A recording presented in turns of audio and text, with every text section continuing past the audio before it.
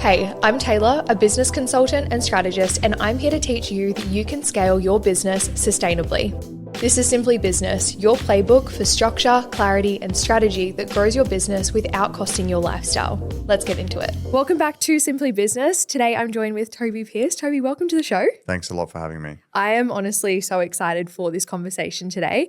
Truth be told, I've always had the list of people that I'm like, I would love to get this person on my podcast one day, and you were one of them. So I was so surprised when you came back. I was like, oh wait, this is happening. Looking forward to the talk. Yeah, so I love the power in just asking the question. But you've been interviewed a lot in a lot of podcasts, and I feel like a common conversation is like the $400 million exit with the Sweat app.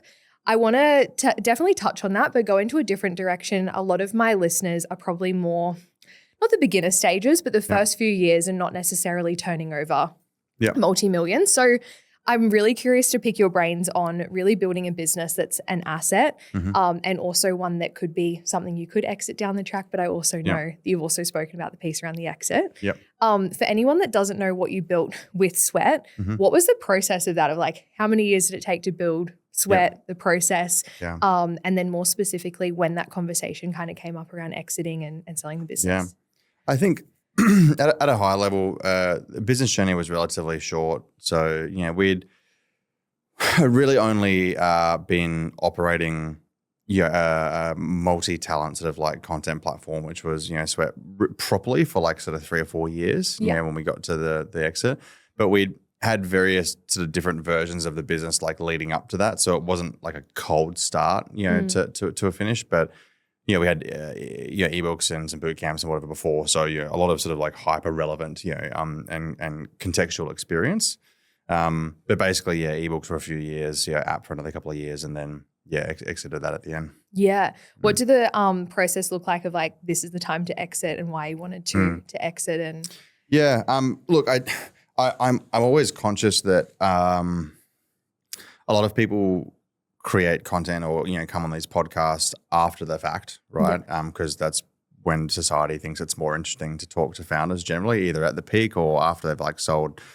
And then sometimes they come onto these sorts of, things and tell stories oh yeah, it was this day that I made this choice, et cetera, et cetera. And politely, I just think most of that's crap. That's not actually really the way that this happens. And even if they had an idea, it's never really that refined. It's a very iterative, exploratory process for pretty much everyone that I know, at least, that's gone through the process.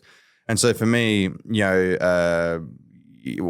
had built an online business effectively selling ebooks and content, and that was making about sort of $15 to $20 million a year profit at the time. And I went across to America. This is probably back in 2015, I think, back into America for a fitness conference, literally just to meet people.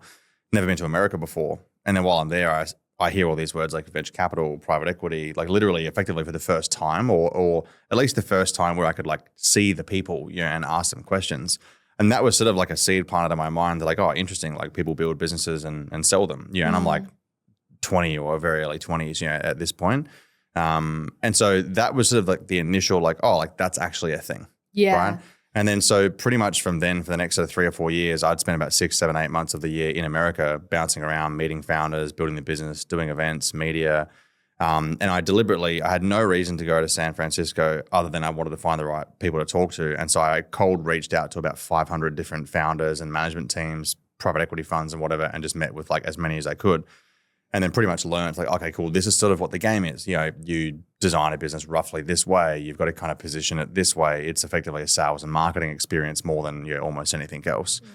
And so part of the reason that I actually transitioned from ebooks into designing an app in the first place was because I thought that I was removing core risks that existed in that business model that would allow me to actually sell it as an asset. Yeah. So I was we've got one particular talent in the business that's driving a large portion of the customer acquisition. It's a little bit singular. Yeah. It's the whole thing what happens if that person gets hit by a bus type mentality. Didn't really have a management team, didn't really have much structure. Later on, learn about things like tax and compliance and whatever as well. And so, after spending sort of 12 to 18 months going through this, I built this plan that, cool, I'll build a mobile app. I'll go from e-commerce business model to subscription because subscription gets valued higher. I'll build a multi-talent platform because that de-risks like key man risk. I'll build a management team because then I can, get out, because I'd heard all these, horror stories about, golden handcuffs and getting stuck in a business that you've sold sort of thing. And so from that sort of like early 2017, 2018 period, it was effectively all around like quite deliberately designing the core characteristics that I thought were required to not only achieve an exit, but get an exit that was worthwhile. Yeah. And I think it's a really important, idea, because people go, oh, I sold for $10. I actually received $3. But then I had to work there for 6 years. They paid me like $100,000 a year to do it. I hated the people. They hated me. It was awkward. They destroyed my company. There's all this sort of stuff that you hear about. And so I think like it's a really important idea that I tried to figure out. And just to be clear, not at all saying I did it perfectly, but, try to understand like what would need to be true in order for me to exit an organization for a meaningful amount of money that is going to be like life-changing, and that exit is effectively on terms that is actually appealing from a lifestyle standpoint. Yeah, wow. I'm like, there's so many different directions I want to go in here.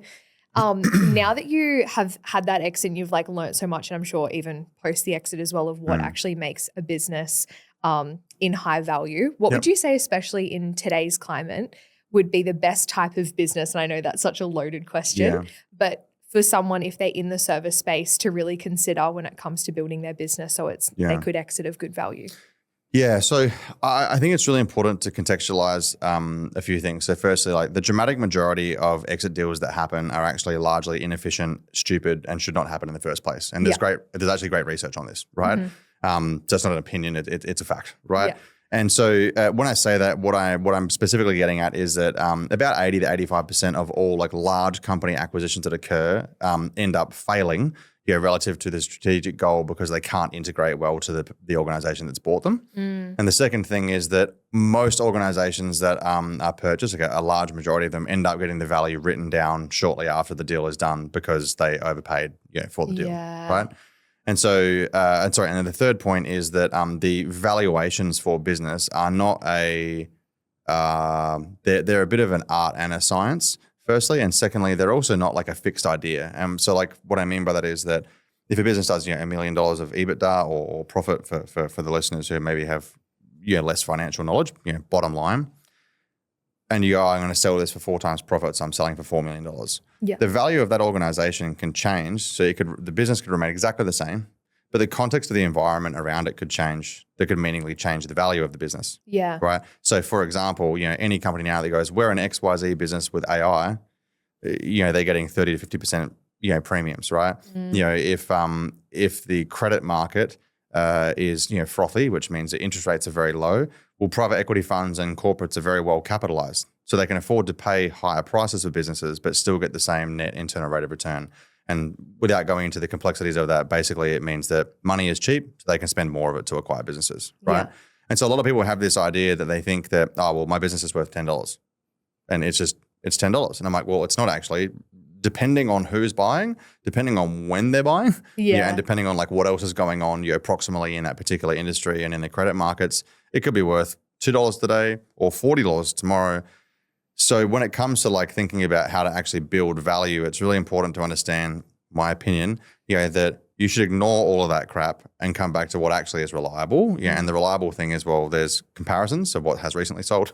And then there's something referred to as intrinsic value, which is basically a business being valued on its capacity to generate profit in the future, which is how most deals start from a valuation standpoint. And so when you think about trying to build something of value, you shouldn't start with like, oh, I'll add AI because I can sell it for more, or I'll do this because I can sell it for more. Instead, it should start from, well, how do I create a predictable, reliable asset? Yeah. Right.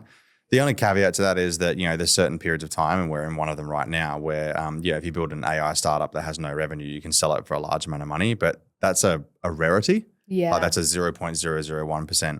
The other 99.999% of deals that happen are actually small to medium-sized businesses between 4 and 8 times profit. Yeah. Sold relatively good cash and vendor financing deals. That's how it actually happens. But people see these headlines and they think that's actually the real world, but it's not. That's not actually true. Yeah, for the most part. Yeah. And you acquire businesses now. That's predominantly what you do. Is that correct? Invest in some, acquire some, a variety of, yeah.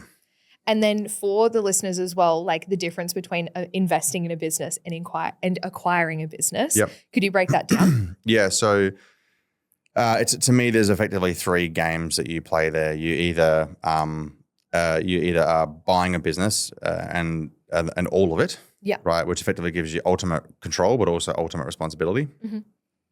You either buy a minority share in a company, so less than 50%, which means you are not the primary controller of the organization, which means you either share control or do not have control.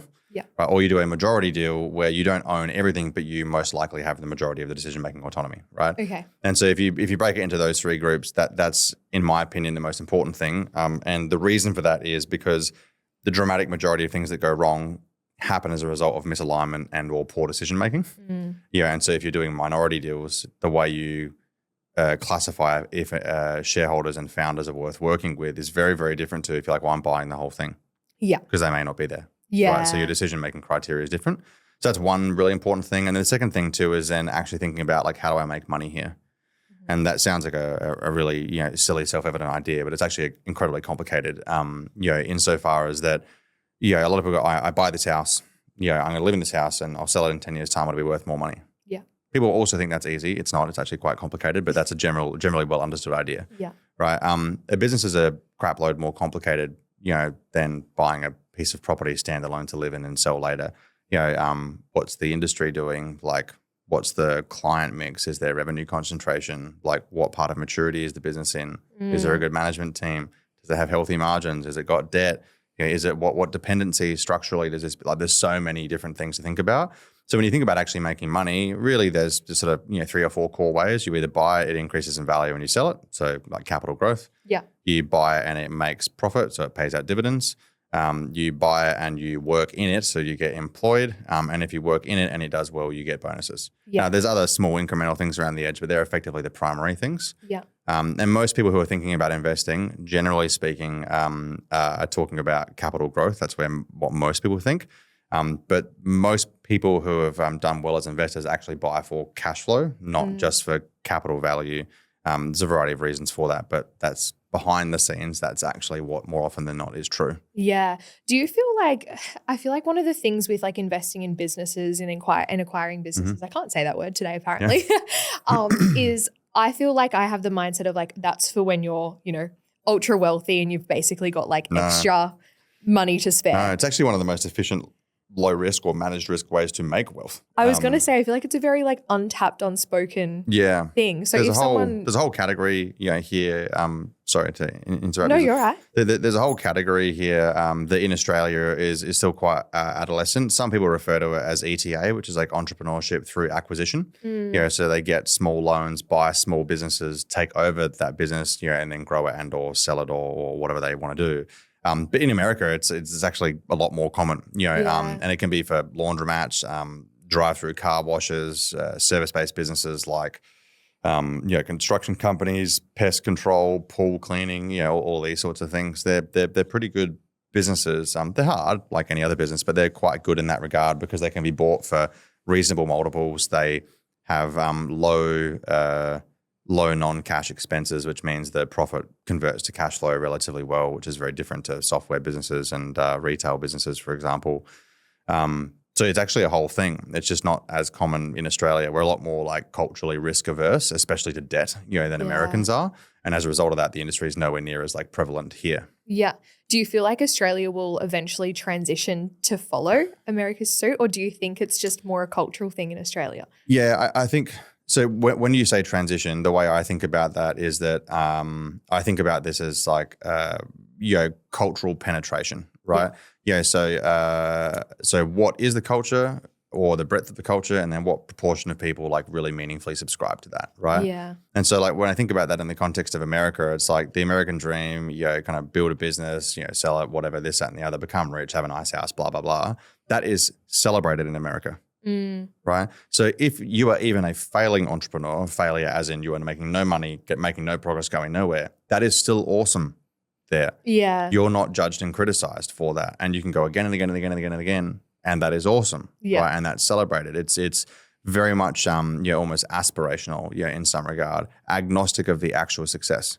Whereas, in Australia, and that's very highly penetrated, so out of every 100 people, depending on the city that you're in, a huge proportion of them would agree with that sentiment. Yeah. Whereas in Australia, if you are even talking about maybe being an entrepreneur, that's very often frowned upon, or you're talked out of it, or it's a bad idea. Go to university, save up, put a deposit in a house, or have a mortgage for 30 years and live your life. That's more what Australia is calibrated to. Yeah. And so if you start, you're a bit silly. If you're making a little bit of money, well, you're an idiot because you're not clearly succeeding. And if you make heaps of money, well, you're an asshole and you were lucky. Yeah. Like that's very often what it's actually looked at like in Australia. And that's not a universal thing, but it's very, very prevalent here. Yeah. And a lot of people will call it, tall poppy syndrome, this, that, and the other. I would simplify it down to, it's like, well, culturally, we're incredibly risk averse, number one. And then we're also very judgmental of go-getter and success style attitude. Whereas in America, that's celebrated. Yeah, right? It's so true. When you talk about risk, and especially if that someone's wanting to get into investing in businesses and all of the things, I feel like I'm going to make the assumption that you're someone that's quite calculated in your risk taking, though. Or do you feel, sometimes, sometimes I think so. If anything, I actually think like learning to be serendipitous and silly and naive actually becomes a skill. So when you first start, you are naive. You don't know, you don't even know that you don't know, right? But the more knowledge that you acquire, that actually can in some regards be a blocker, because you get confirmation bias effectively over time. Like, well, I'm right. I've been right a lot. I've made heaps of money. I've done heaps of businesses. I've employed heaps of people. I'm good at this. Yeah. And then you can lure yourself into a false sense of security. So I think learned serendipity and learned naivety are actually skills, to generate over time. And that requires a lot of like humility. I think to be able to get to a point to say, well, I know heaps about this, but maybe I don't actually know a lot about this. And maybe I should be an idiot for a little while. Yeah, it's so true. I feel like when you work so hard to, build assets or whatever it might be, it's like, well, I've got more to lose now, where I feel like I wish I could embrace me earlier days a little bit more sometimes and be like, just give it a crack and see what happens. Yeah, it's I think it's interesting. Yeah, you become more aware of the risks and less interested in the potential. Yeah. Right. Whereas early on, you're only interested in the potential and you're almost ignorant to the risks. Yeah. Right. And so ideally, what you want to be is, optimally, you'd be aware of the risks, but very, very much attached to the potential. Yeah. So that you don't make the obvious, silly, stupid decisions, but you are still happy to bend your own rules and logic in some regard to see what could happen. Because you need to be open to the idea of potentiality that you can't understand. Yeah. Yeah. And the reality, and so when I say that, the reality is that, even if someone goes, I'm going to build a great business. I used to actually use a similar example when I was a personal trainer many years back. People would come to me and say, oh, I want to lose 10 kilos for my wedding. And I'm like, awesome. Like, what happens at 10 kilos? Yeah. They don't know because they've never lost 10 kilos, right? And it's sort of like saying, I want to have 10 million bucks in the bank. Well, what happens at 10 mil? Yeah. And they don't actually know. And I know, and I can tell you, it's a shitload of responsibility. Yeah. It's really fucking hard to not mess it up. Yeah. Right? And so I think you want to be open to the idea of these future potentials, but you also just need to acknowledge that you don't actually know what is going to happen. Even once you've made money, you still don't know what's going to happen, right? Yeah. And there's a lot of evidence to suggest that being a successful entrepreneur once doesn't actually really mean a lot, for future endeavors. Yeah. Yeah. Yeah. I love that. I feel like as well, sometimes in the online space, like what success is deemed at, I sometimes just roll my eyes because I'm like, oh, there's so much more potential. Yet we almost call success. I'm like, but there's so much more. But what do you feel like your definition of success is now that you have been someone that has, done the exit, I'm assuming got the dream home, the partner, all of the things, like now that you've experienced so much, what do you feel like you've taken from that as what success actually is? I mean, so full transparency. So to me, in my early 20s, based on a variety of kind of life experiences up until that point, I would have told you that success was money. And there would have been no convincing me otherwise. Yeah. And that wasn't from a position of arrogance. It was an evidence-formed belief system. That was like in order to have freedom, flexibility, safety, or whatever financial means are effectively the logical path to that. Yeah. Sort of 10, 15 years later, a bit of money later, a whole bunch of life experience later, I would say that up until a certain point, a much, much, much lower amount of money, but up until that, certain point, like, sure, that's true, practically speaking. But then after that, like really, life enjoyment for me becomes, around, striving and progress. And ultimately, to me now, like, am I doing what I want to be doing? Yeah. In a really simple one-liner, like, my life success is, am I doing what I want to be doing? Yeah.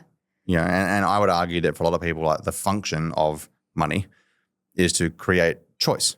So because I have, X money, I don't need to work there if I don't want to, or I don't need to work at all if I don't want to. Or if I want to go to my daughter's thing, I can. I don't need to ask for permission or organize things. I just go. Yeah. Right. And so I think success, in any regard, regardless of, how you actually get there, ultimately really becomes around choice. Part of my choice is that I want to be under pressure. Yeah. I want to be working hard. I want to be on the journey. I kind of want to be challenged. I want to break, a little bit. Like I want that. Yeah. Which is very different, to some other people who might want to make their few $1 million and then not work ever again. And that's also great, but that's just not for me. Something you've spoken about in a podcast I was listening to was around like why an exit, when you actually break it down, it might not actually bring as much wealth as what you think by the time there's tax and you get the dream house and all of the things. I'd love you to unpack that for anyone listening as well. Yeah. Yeah, because I think it's so common that it's like you build and build so that you can hopefully cash out. It's a really interesting idea, to your point, that I don't think a lot of people understand. And also my articulation of that is also actually highly criticized. I think that a lot of people, to the point before around 10 kilos, they don't actually understand. Yeah. And, so the headline, thing here is that if you sell a business for $20-25 million, as far as Australia is concerned, you're going to lose roughly 30% of that straight off the top from capital gains tax at about 25%. Another sort of 3 to 5% of that will be fees, right? That you'll pay for lawyers, accountants, compliance, settlements, insurances, whatever it may be to complete the deal. And that's also running on the assumption that there's no other incidental complexities. I won't bother going through them, but things like net working capital adjustments where you have to leave more money in the business, so you end up actually getting a bit less again. There's lots of layers, right? And so let's just assume that you did it for 24, you lost 30%, so you end up with $16 million. A lot of people go like, cool, like I'm uber wealthy now. And I'm like, you're in the top 0.01% of Australia. Yeah. Amazing. Yeah. But most people think that when doing that, they're going to be flying around in private jets and, in the Med every summer on a yacht and, doing X, Y, Z. But unfortunately, the mathematical reality is that's not necessarily true. And the reason for that is because the following things are pretty much always what happen when people make their first, meaningful amount of like liquid capital. And I emphasize liquid capital. A person running a business that makes $50 million a year in revenue doesn't have $50 million in cash that's theirs after tax so they can spend willy-nilly, right? Yeah. So if you have $16 million in Australia, if you were buying a top 1% house, you'd probably be spending about $5 million, call it that. By the time you've done that, filled it with furniture, paid stamp duty, moved, this, that, and the other, you've spent $6 million. Yeah. So now you have $10 million. And then normally people go, cool, but I've got a house and $10 million. And let's just assume that you've also bought a car and a present and whatever it is that you want. But let's call it around $10 million. And they go, cool, like I can retire, I'm done. But unfortunately, the maths also doesn't really support this either, because if you have $10 million, liquid in the bank, well, what are you going to do with it? You're going to invest it, presumably because you want to make sure that it's not degrading with inflation. Got to make an income if you're not working and don't want to work, so away you go. Well, most public companies are paying less than 3% dividends. Most of your return comes from growth, which you can't spend, because if you spend, then the principal value goes down. Yeah. So you don't have the 10 million. So let's assume you put it all in bonds or term deposits and you get 5%. You're making, on $10 million, you're making $500,000 a year gross after tax in Australia. That's roughly $250,000 to $260,000 net. Yeah. And now just to be clear, that's if you never make a mistake. Yeah. There's never an error. There is never a downturn. You never have any emergency. That there's never any like extra maintenance on your property. Yeah. And by the time you put your kids in, I don't know, a half decent school, you're going to buy a new car every 10 years, 5 years, might want to go on a holiday. Like you realize that whilst what you've just had is an absolutely outstanding achievement and you may be in the top 0.01% of wealth in Australia, it's a long way, from private jets and boats in the Med. Now, a lot of people, certain types of people would then still get angry at that. They're like, well, why would I be upset with $250,000 a year after tax? I'd still be in the top 0.1% of earners in Australia and I'd be uber wealthy. I'm like, yes, you would. And that would be awesome. Yeah. If you never make a mistake. Yeah. And there's never a financial crisis and there's never an issue. And again, some people might look at that and go like, oh, you're pedantic and concerned and risk and this, that, the other. And I'm like, well, for any person who's ever got $10 million liquid sitting in the bank, the first realization that you have after leaving your business is, okay, awesome. I'm so happy I've got this, shed a tear. Holy shit. What now? This is what I have now. Yeah. So So then look, maybe you're an entrepreneur who wants to, spin the wheel and go again. And that's great. But then your mentality in life isn't really around jets and boats in the med and relaxing. You want to spin again. So you don't fall into the initial bucket. But if you do fall into the initial bucket of wanting to relax or retire or whatever it may be, I'm not saying it's unachievable, but there's a lot of if, buts, and maybes that have to be true for that to actually be a sustainable way to live your life in Australia. Yeah, it's so true. And I feel like, especially when it's such big numbers as well, you'd be like, selling for 20 mil or whatever. 100%. And, and that's still what you're getting out of it when the salary you could be taking and all of the benefits from just keeping the business. Totally. And a lot of people would still, so like if we just use the illustrative number of, call it, $25 million valuation, let's assume that you got there by getting 5 times profit on a $5 million a year, EBITDA, business. I would say, well, you'd be better off keeping that. And they go, I don't want to work there. There's stress, there's risk, there's this, that, the other. I'm like, but it's all known risk. Yeah. You built the business here, you control this, and you might ride it through waves, but then you still hold the asset and you still hold the profit and the cash flow and the optionality. Some people might go, well, then, but I don't want to work there. It's like, well, cool. Even if you spent $1 million of that a year getting someone to run the business, you still end up with $4 million and the asset and the flexibility. And if you wanted to, you can go and build something else. And so again, I'm not saying that, there's one thing that's like right for every single type of person, but if you are thinking about this from an investment lens and mathematically from an investment lens, and your objective is to grow and sustain income over time, there is actually only one answer. Yeah. If that's not your goal, there may be other answers. Yeah. But if your goal is to maximize forward-looking benefit, grow your investment portfolio, manage risk, et cetera, then there really only is one or two answers. Yeah, it makes so much sense. Do you, in terms of investing, predominantly invest in Australia or like a bit of America as well, like in terms of businesses? Sorry. In terms of investing, type of business and location, in a general sense, I really don't care. I want good businesses and good founders. On a practical basis, it's much easier to invest, locally in Australia. But I would argue that that's a massive reduction in like opportunity and market size. Yeah. Okay. For heaps of reasons. And again, too, by virtue of that, you're also limited to investing in that culture. Yeah. Right. And I know that sounds like perhaps a strange remark, but if you're not the operator, so if you're not a founder, owner, operator, if you're an investor advisor or an investor board member, then your capacity to actually influence what goes on day to day is like dramatically reduced. So you are investing in the culture of the team and the individual, which is a subset of, the Australian culture. So none of that is to say you can't make money here. Heaps of people invest here. There's lots of private equity funds that do really well, family offices that do really well. But there's much less opportunity, objectively. It's a fact. Yeah, that's so true. You said you look for a good founder. What makes a good founder? Yeah, it's an interesting idea because you could ask the same thing like, oh well, you're recruiting for a particular job. I've got a position description. Like, how do you find me a good employee? I'm like, well, the hardest thing about people is that they're the people. Yeah. And like it's very hard to get a black and white scorecard on those people. And yes, you can do personality testing and all this sort of jazz.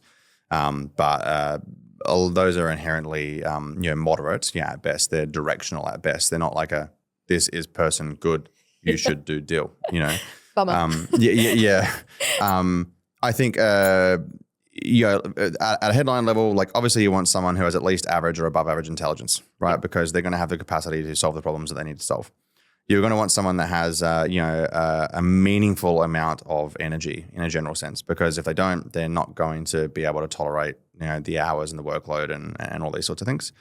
Ideally, you also want someone who has incredibly high integrity, because you remember your investment is trust in their behavior, not even just a result of the business, but their behavior. And there's plenty of examples of founders running off with money and you're doing all these sorts of things. And also too, they're a representation of you if you're an investor. So it's really important that they uphold whatever it is that you believe to be good behavior.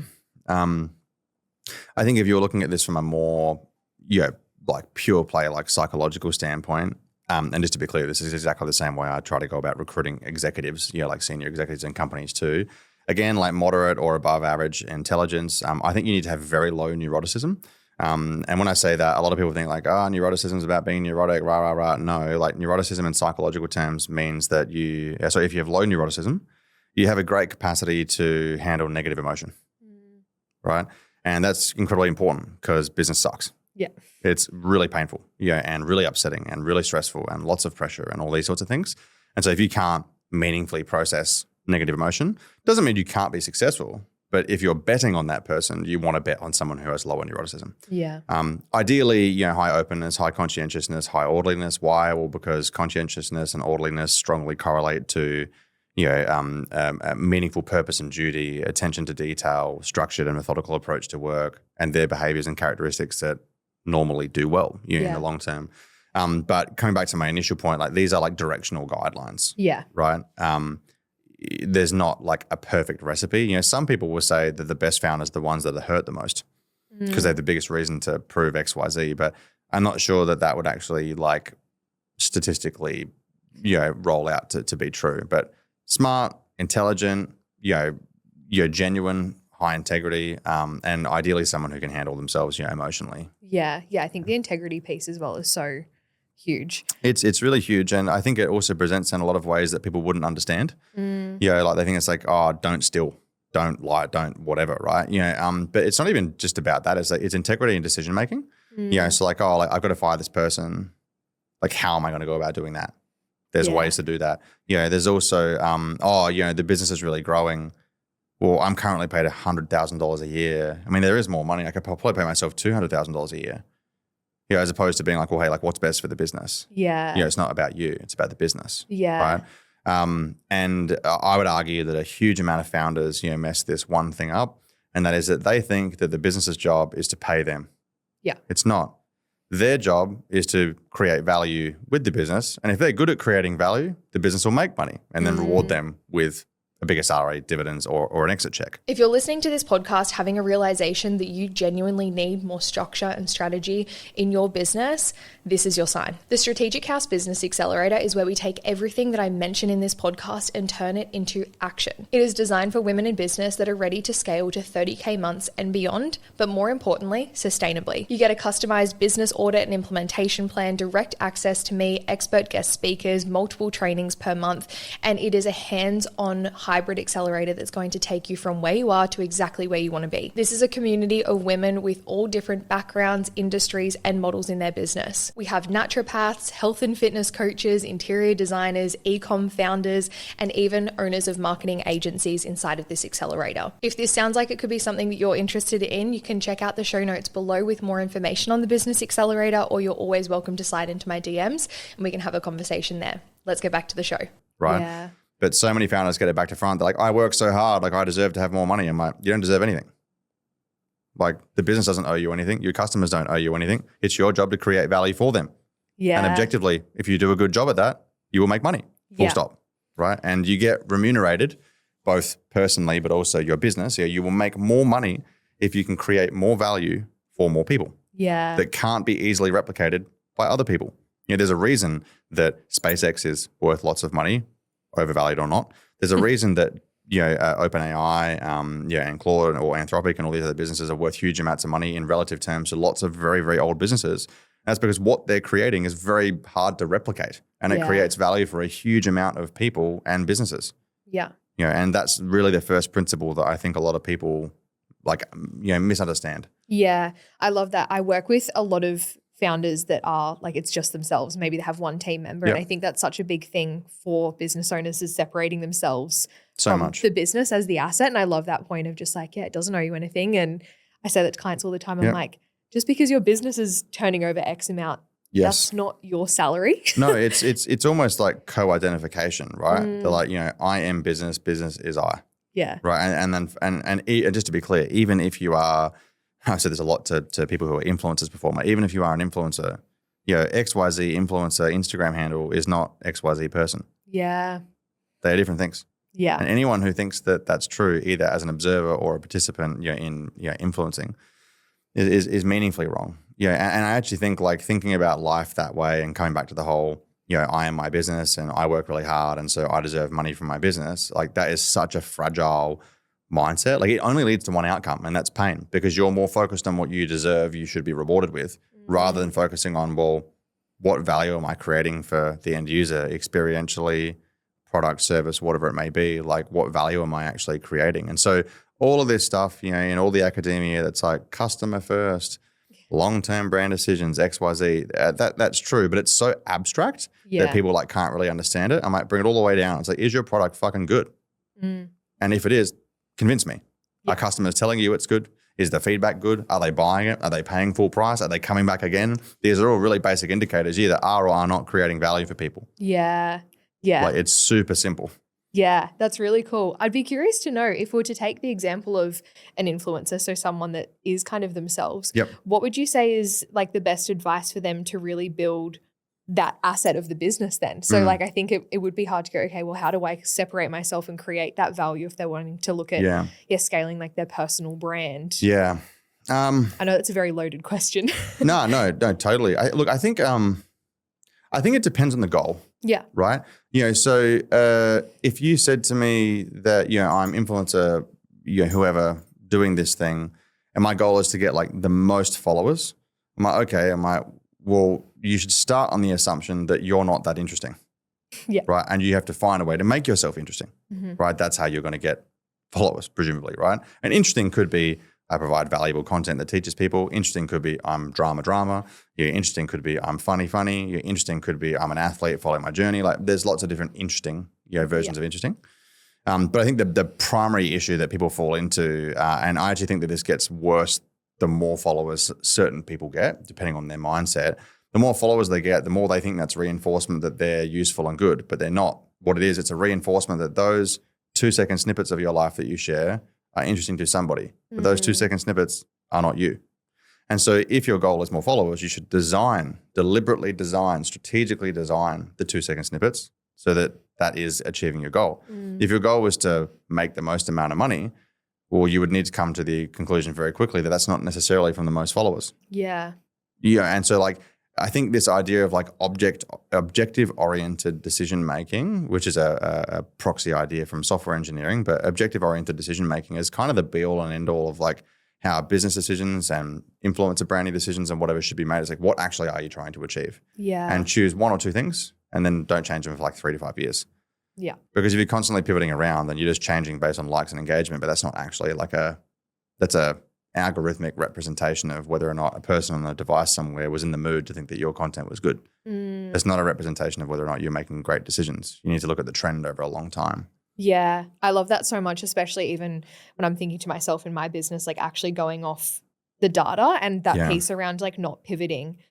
I feel like so many people change their bio every 3 minutes and it's like they're changing, who their target market is and all of the things, but it takes so much time to build.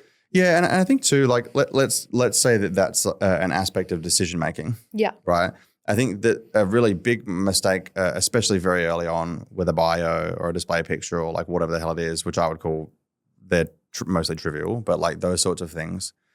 I would say that unless you've been doing this for a long time and been really successful at it for a long time, objectively, then if you have not been that, doing all these small changes all the time is arrogance, and it's masked arrogance. Normally fear-driven, right? But it comes from this perspective of like, well, I understand now, so I'll change it to this because that will work. Yeah. It's not actually, is this working? If not, I wonder why. And how am I going to answer that? Yeah, and like this is it's a small nuance, but it's a critical nuance in the way that people think. A lot of people start from the position that this is not working, that's what will work. They've already jumped to solution. They haven't actually bothered to hypothesize about why.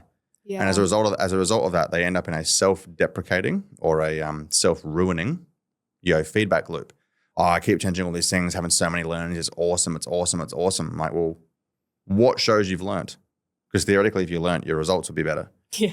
Right. But because you're not looking at the results and then hypothesizing about why, you're not. You're actually just jumping from arrogant idea to arrogant idea to arrogant idea. You're not like methodically working through things and looking at a feedback loop. Yeah. And this like exact, little nugget, if you will, is like so prevalent online for people who also have been hyper successful. Then they create their own content after and they drop these little nuggets. But the people receiving them don't have the judgment or nuance or understanding to know that what they're saying is true, but you're not understanding what they're saying. Yeah. Right?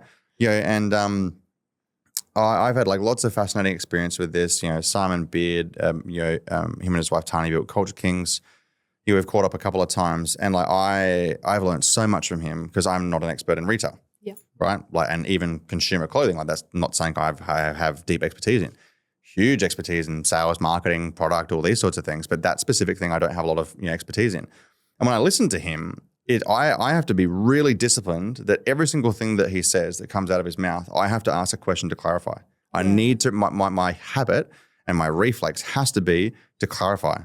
Because if my assumption is I know, then I'm just doing the same thing I just said. I'm assuming that, oh yeah, got you, no worries. But there's nuance there that I have to respect. And if I'm not curious and intellectually humble enough to acknowledge that there's shit that he knows that I don't, well, then I'm going to end up in this self-perpetuating, self-validating feedback loop that isn't actually real if that's, for example, something I wanted to pursue. And so for people who like follow a lot of these, business coaches or inspiring entrepreneurs online, I think a lot of the time they go, oh yeah, love that, like. I'm like, you don't actually know what you like or love. Like you're taking a surface value statement and you're not really deeply understanding the value that's there. And the validation of that is that if you did, well, you'd be doing that. Everyone will be doing that. Yeah. Right? Yeah. I feel like it's almost the example I could relate to would be like people that see Hormozi's content and then it's like they're maybe on their way to their first like 6-figure year in their business. And it's like, it's like that disconnect almost. And they're like just trying to take all of the things and it's like just focus on like what's actually in front of you versus what's like there's 100 steps. Lots of sound bites. And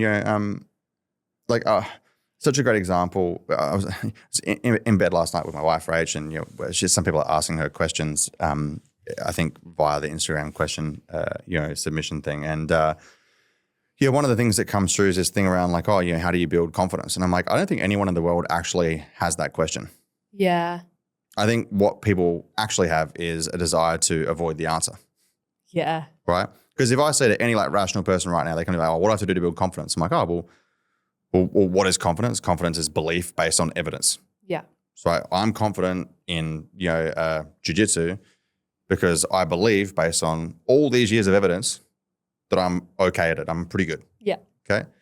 It's not just some coy idea in my mind. It's based off of evidence, right? Yeah. So therefore, if someone goes like, oh, what do I have to do to be confident? I'm like, well, create reasons that you should be. Yeah. Do hard shit. Yeah. Do practice. Do reps. Like what is hard to understand about that? Yeah. Yeah. And so to the point around like Hormozi stuff, which by the way, I rate a lot of Hormozi's content. Yeah. I think he's really articulate in a super value creating way, to the point before. But like with this thing of confidence, I'm like, no one has that question. That is not a real question. Yeah. Like that is a request for a solution to avoid work. Yeah. That's actually the reality. Yeah. It's people that are actually addicted to just like staying in education and just like convincing themselves that they're learning, and what you said before of that feedback loop of like, I'm doing the things and I'm changing, but it's like, but nothing's actually changing. Oh, 100%. And I'm very direct, and so sometimes that like runs a risk of coming across the wrong way. But I tend to believe that a lot of like my ideas or like ideologies come from my own lived experience. And like when I think about this idea of confidence, it's also closely related to the idea of self-respect or even self-esteem, which I think people conflate. They think that confidence and self-esteem are the same thing. They're not. But in the idea of like respect or like self-respect, I even at many moments in my life have said to myself, I'm like, do I respect myself? Like, do I have high self-respect? And the only appropriate answer to that is, well, am I living my life in a way worth respecting? Yeah. Really simple. Yeah. Right. And so if you want to have high self-esteem, which is belief that you are like an inherently worthwhile individual, it's like, well, do you live your life in a way that makes you worthy of that? Like, yes, there is inherent value in every human being. We have our own inherent value. But if you want to feel very valuable and you want to feel like you have meaningful self-respect, you need to live your life in a way that reflects that. Yeah. Yeah. Oh my God, there's so many different directions I want to go into.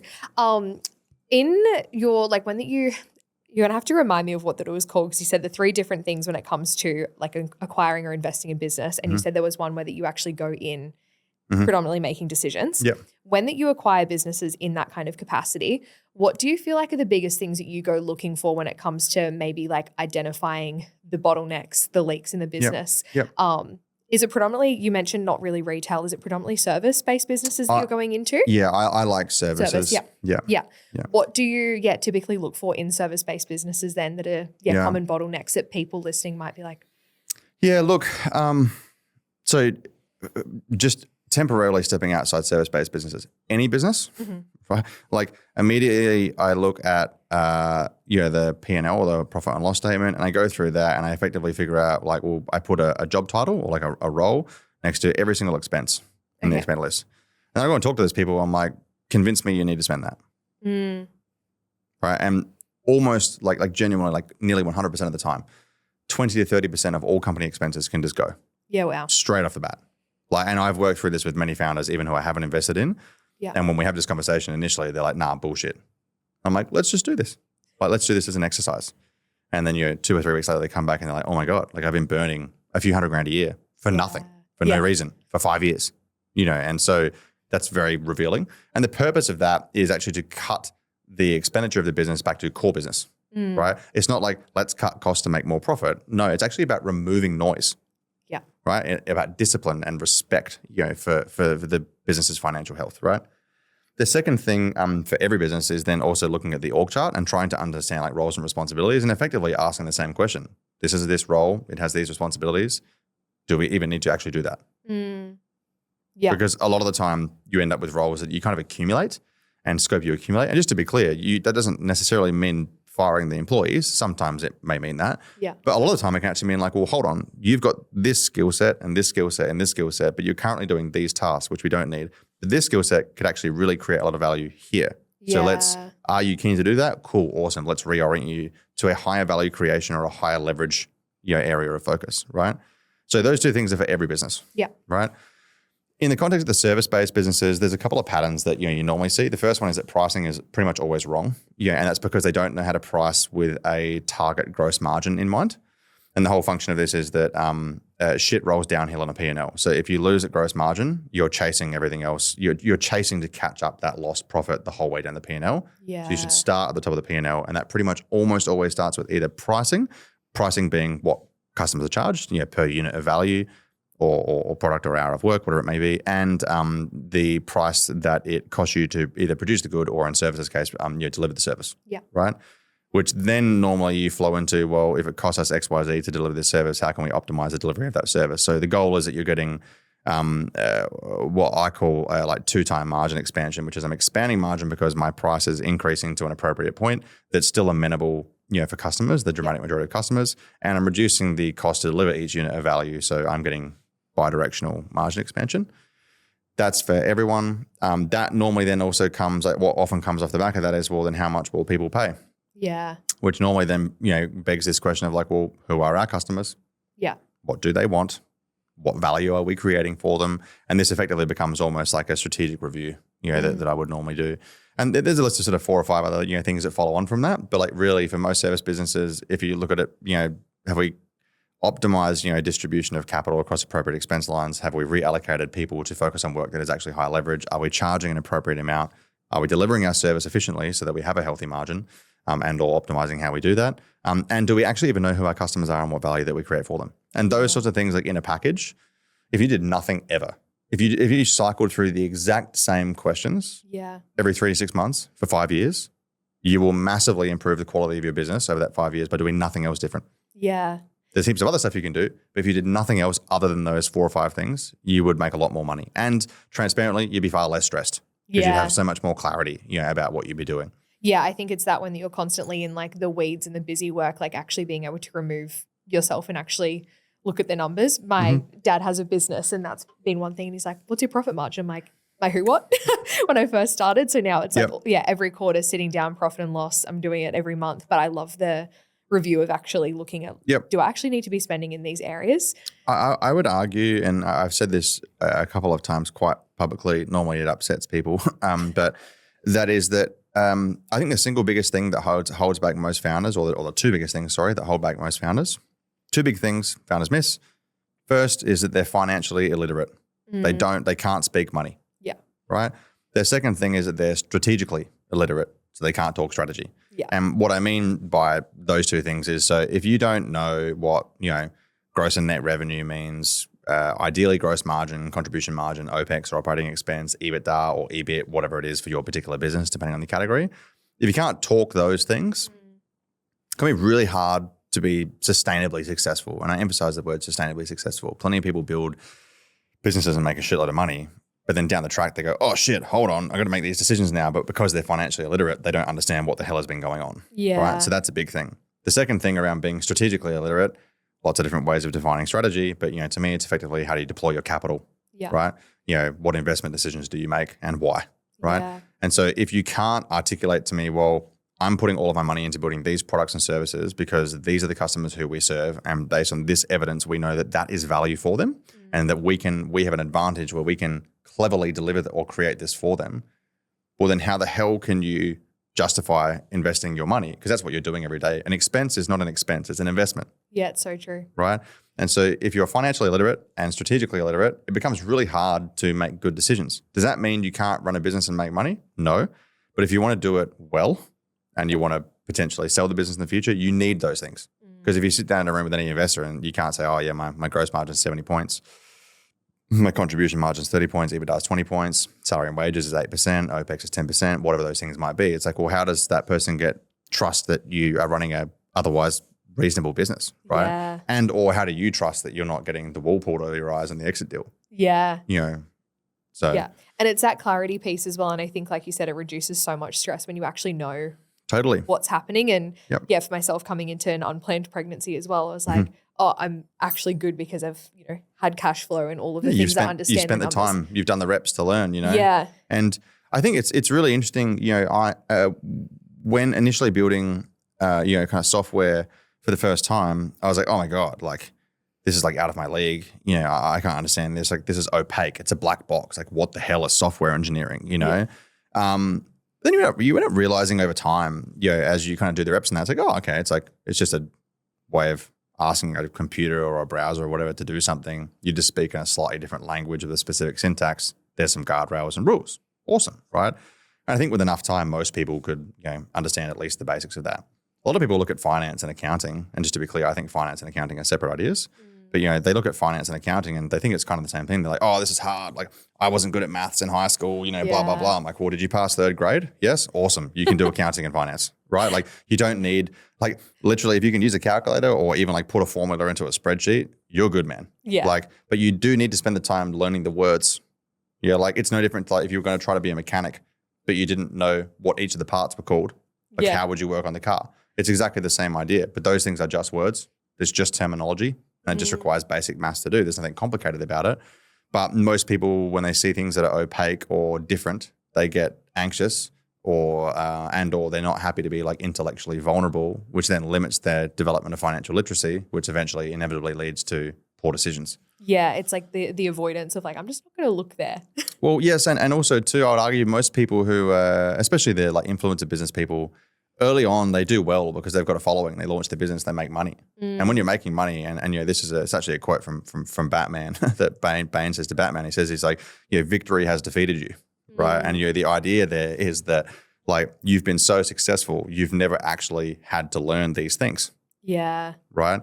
And very early on, especially for businesses that grow really quick, go really fast, really early on, you don't actually learn all this shit. You don't learn cash flow management. Why? We've got so much money. Good, yeah. Yeah, like I'm all good. And then it's not until you're like, oh shit, like how do I make payroll next week? That you go, oh, cash flow management, cash flow reporting, balance sheet. Yeah. And then you learn all these ideas, right? Yeah. It's not until you start making no profit where you go, oh, hold on, like how do I even figure this out? Oh, I'll look at my profit and loss. Oh, there's margins. Oh, I'm charging 30% below where I need to be to even make money. So no matter what I do, I can't make money. Yeah. And that's basic maths. Yeah. If we were to go into like the pricing conversation, I know for myself, I'm in like the agency kind of industry, if you will. Yeah. I feel like I know for myself, it's like, oh, well, how much, will clients be willing to pay? And I know it's that value piece, like you were saying, Yes. but do you feel like what comes with that is then elevating and shifting who your target market is then when it comes to, wanting to raise your prices and kind of go into like a different, segment of market? Yeah. I think, so I would start by saying that pricing is like dramatically more complicated than most people think it is, right? But it being dramatically more complicated doesn't mean that you can't like make practical decisions, to improve where you are. And when I say it's more complicated, I say like, pricing is effectively an area of economics, which actually there is some layer of complexity here, mathematically. But I think, at a really simplistic level,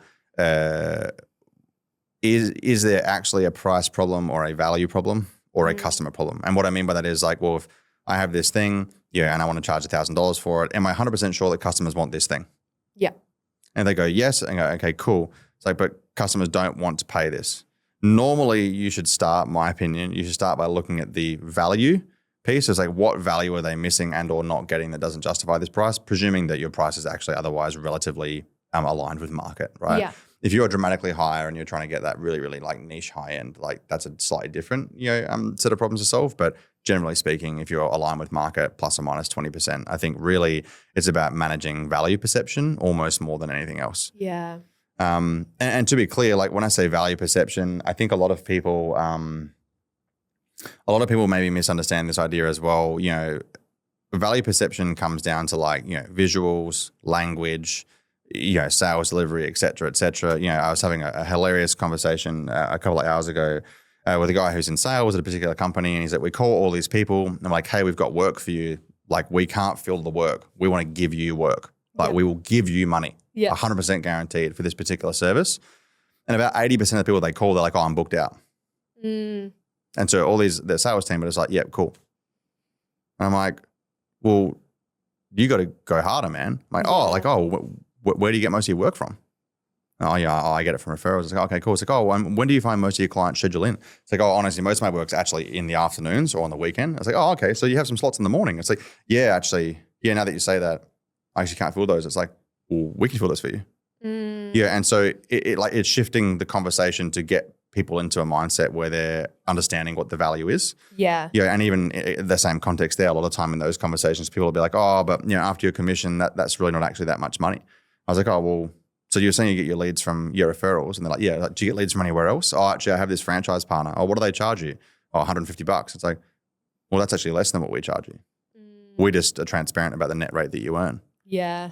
And so like a lot of the time value perception is actually about asking questions either in customer surveys or if you're in a sales role, like actually in the sales, conversation to try to navigate, like what actually is the perception gap here, from a value standpoint. Now, just to be clear, we've not actually spoken about price, right? This is just about getting to the point where value articulation is perfectly aligned to customer needs. Yeah. Right. There is obviously a practical, circumstances where the price actually is too high, and or you don't have as much price elasticity, as you otherwise would have thought. But a lot of people think about this as a binary game. They go like, that price is too high or this price is too low. Yeah. Right.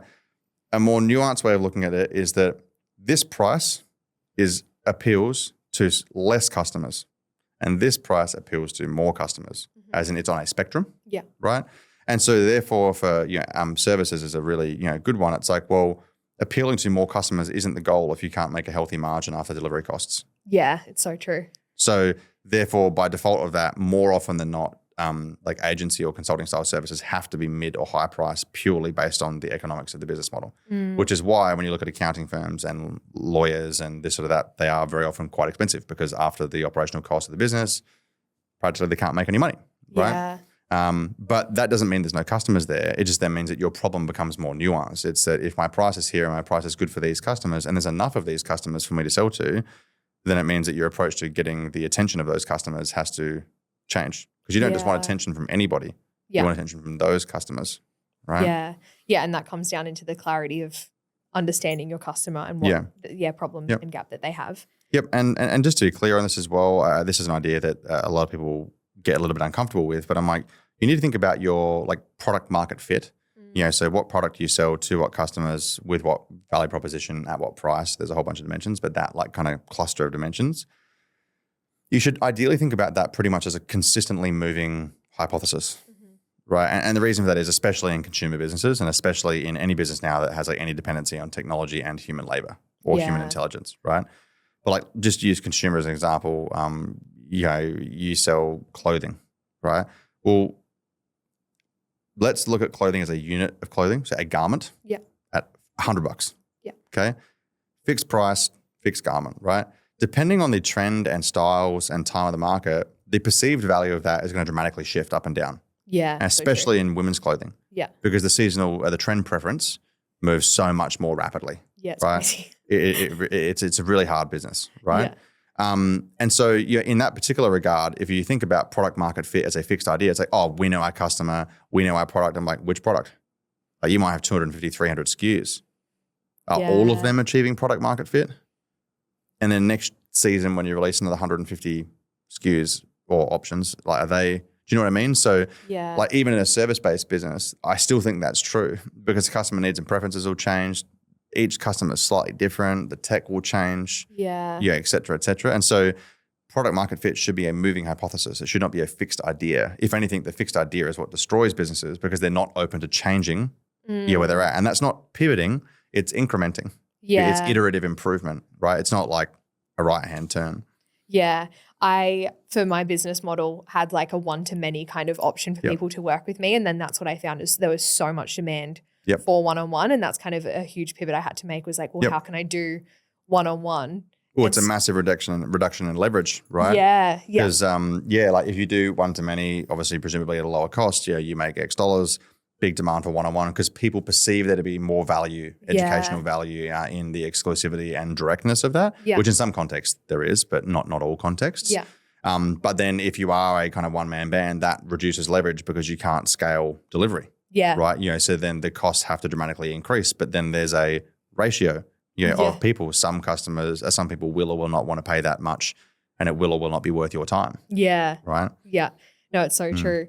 One question that I did have for you when you were talking about being in America and traveling, did you start the sweat when you were in your young 20s? Yeah, I started early 20s. I started the online stuff. I think it was 19 when I first started the online stuff, or versions of it. But really, really early 20s. Yeah, and you spoke about like respect, and you were saying that you were like constantly networking over there and all of the things. I am 24 for context, so.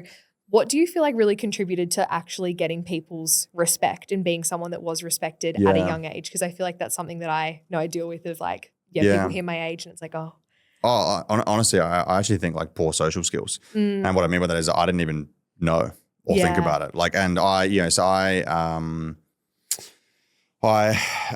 until much later in life didn't really build that great degree of self-awareness and capacity to interface well, with like other people. To me, I thought of a lot of these as like quite transactional things. I'm like, you teach me thing, please. Like it was very like that. But I think the important thing was I was also not ashamed of rejection. And so, when I said before, like, I reached out to 500 plus people, on some of the initial trips I went to America, like 480 odd of them just didn't respond. And a lot of the time I go and meet people and they'd be super standoffish. Like you kind of got to, I think with this thing, like learning, meeting people, building business, product market fit hypotheses, testing XYZ, whatever it is, like you just need to get fully comfortable being like smacked in the face. Like, and I mean that in the most like compassionate, loving way. But it's like, if you are a gentle soul who is like not happy to get rejected, and in some cases not even just rejected, but like nearly abused by the world, you're going to find it really, really, really hard, to be in business. And not only that, if you don't, because I think I actually often say this to my wife when we're talking about, like challenging business stuff. I'm like, you want to try to get to a point where not only are you enduring, but you are anticipating pain. Right? Because like enduring pain or like tolerating pain isn't acceptance, right? Anticipation is acceptance. I know this is going to happen, right? Welcome, right? But like if you are kind of tolerating it and enduring it, for another word, it's that you're fighting against it. You're resisting against it. So, and again, in psychology terms, like tolerance is a high energy activity. Like, I've got to work hard to just tolerate this. Like, I don't really like you, I tolerate you. Right? As opposed to being like, business is fucked. This is going to be hard. I'm going to be in pain. Sometimes unexpectedly so. So I'm going to assume that this is going to happen. I will still feel the negative emotion, but I'm accepting and welcoming that that's going to happen. No different to saying, I know that I really don't like this person, so I'm going to expect that they're going to do things to upset me. And I will look for the good in that experience. And just to be clear, that's a super easy thing to intellectualize and say, I can understand that. Bad things will happen. Cool, assume they will happen. But it's a very, very different thing to say, well, shit, bad thing just happened. I got punched in the head, but I'm going to acknowledge that this is just a part of the journey and not let it like, overwhelm me or derail me, from what I'm doing at this point in time. The ability to like bounce back, really fast, I think is like massively underrated, and not toxically, not like just pretending it doesn't affect you. It's fine if it affects you. Yeah. Let it affect you. Engage with the effect. Yeah. And then get the hell on with it. Yeah. Right? Do you have anything for anyone listening before we wrap it up that you've found has been really beneficial when it comes to dealing with the pain, tolerating the pain? Yeah. Things that you found along the way to deal with the pressure even? Yeah. I mean, I said before, the idea of like, if you want to have high self-respect, do things in your life and or live your life in a way that is worth respecting, right? I think if you want to get really, really good at dealing with pain, create pain. Yeah. And so for me, everyone has their own things, but some people will run marathons or this, that, the other or whatever. But for me, like, so I've been doing jiu-jitsu for a long time now. And when I first started, the whole point in me starting was that I was at a point in my life where I'm like, I'm winning a lot. I'm the leader. I'm making the decisions. I'm the senior person a lot. I need to be bad at things to experience that emotionally. Yeah. Like I need to engage in this emotionally. Yeah. Yeah, and I did that. I did a whole bunch of other random things. I jumped out of a helicopter to go snowboarding with no experience, never been in the snow. Like all these random things for the sake of like freaking myself out. Yeah. And that for some people, it might be like doing a plunge pool each morning. I do that. I don't care about the physical benefits. Yeah. I do it because every morning I wake up and I walk out and I look at that thing and I'm like, this is going to be shit. Yeah. And then I'm just that split second, like that tiny physical and mental reaction that's like, I could just not do it. I could do it tomorrow. Like that to me, I'm trying to condition myself that habitually that's my trigger to go. Yeah. It's not my trigger to stop. Yeah. And it doesn't really matter what it is. Wake up early and go for a walk, meditate, read, whatever it is, that you need to choose to do shit that is like irritating and uncomfortable and hard. Yeah. And respectfully, again, I think if you don't, then don't expect to be a tough person, because like there's a great saying about, the life cycle of, culture and society anyway, which is that, tough times create tough people, tough people create good times create weak people, and then weak people create tough times, right? You do well to remember that one. Yeah, it is a long one. And articulate well. But the whole idea here is that it's just like, if you will, by virtue of being weak, you will make your life harder. Yeah. Right? And that's a counterintuitive idea. Yeah. So, I want to have a great life, so I like to do easy things. It's like, no, you want to have a great life, do hard things, because doing hard things means everything else in life is much easier. Yeah. Right? But again, understanding versus doing, is a very, very different thing. And again, just to be clear, I think everyone's degree of like courage and context is different. It doesn't really matter what hard is to you.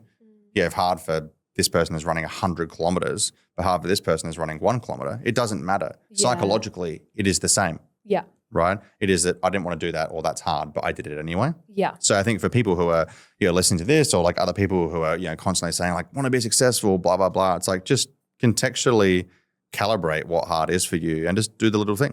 Yeah. But do it honestly and build respect. Yeah. I love that, especially in the space that I'm in. There's like a lot of like this movement of like feminine-led businesses and being in alignment and like intuition and all of the things, which I get the concepts, but something I really love that you spoke about today was like understanding the finances, the strategy. Yeah. And business is going to be hard. And just because it's hard doesn't mean it's out of alignment or it's not for you. No, totally. It's such an interesting idea, like, about, I guess, people's like spirituality. And when I say that, I don't mean, from a religious perspective, they're like, this is like not in alignment with who I am, X, Y, Z. I'm like, well, that may or may not be true, sure, whatever. But I'm like, things are going to be hard. Yeah. Like that inevitably there is going to be hard things. That is not a reflection of the fact that what you're doing is wrong. A lot of the time I actually will say to people, and I say this to a lot of my like developing management team. Yeah. They're like, I've been so great as an individual contributor at this one thing. I dominated my job for 3 years and now I'm in management and I feel shit. Right? And I'm like, awesome. And they're like, what do you mean? I'm like, this is a feature of growth. Yeah. Not a bug, right? Growth is pain. I'm like, if you are feeling insecure, great. It means that you're honest about the fact that you are realizing there are skills that you need you don't have. Yeah. Awesome. Yeah. Let's go. But a lot of people will have that experience and go, I'm not this, I'm not that, imposter syndrome, blah, blah, blah. I'm like, no, you're interpreting the signal wrong. That signal is not to run and hide and self-punish. Yeah. That signal is to go. Yeah. Your imposter syndrome is a signal to go. Yeah. To keep moving. It's not a signal to stop. Yeah, it's a signal that you're actually growing. 100%. Yeah. But again, like to accept that and acknowledge that, that requires, strong mental fortitude. Yeah. Right. I love that so much. I'm mindful of your time, so I'm going to wrap it up there. Thank you very much. I could keep going. But thank you so much for taking the time to come on and share so much value with myself and the listeners.